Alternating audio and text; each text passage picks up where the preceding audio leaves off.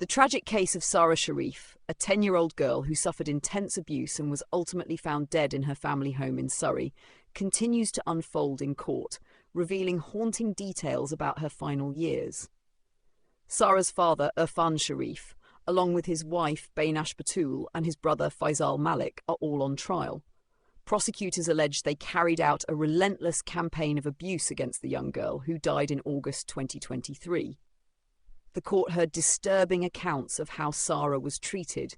In one instance, she was reportedly forced to do sit-ups all night as a punishment for hiding her father's keys. Prosecutors shared messages sent from Batul to her sister, where she described her husband as a psycho who beat the crap out of Sara, once even forcing her to use makeup and sunglasses to cover up her bruises so teachers wouldn't become concerned.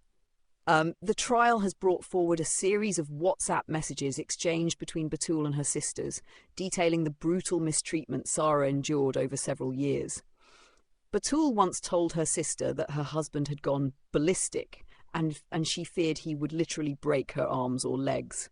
She described times when Sara was beaten black and bruised so severely that the little girl could barely walk. In a heartbreaking message, Batul recounted how Sara fainted in the kitchen after a night of forced exercises. She admitted feeling helpless, sharing with her sister that she even wanted to report Irfan to authorities, fearing he might seriously harm or kill Sara.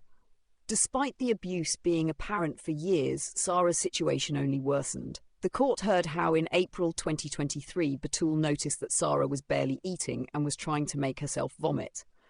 Only a few months later, in May, Batul described another horrifying incident where Sara's oxygen levels plummeted and she struggled to stay awake. In the final days of Sara's life, her stepmother was contacted by family members but refused to talk, citing she was not in the mood to speak.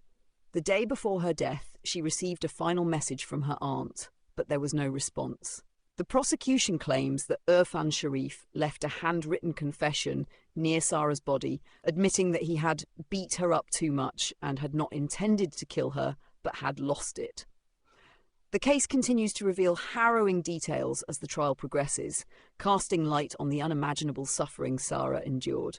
Sharif, Batul, and Malik have all pleaded not guilty to charges of murder and of causing or allowing the death of a child. The prosecution has argued that the messages Batul sent her sisters may not paint the full picture and only represent the details she chose to disclose.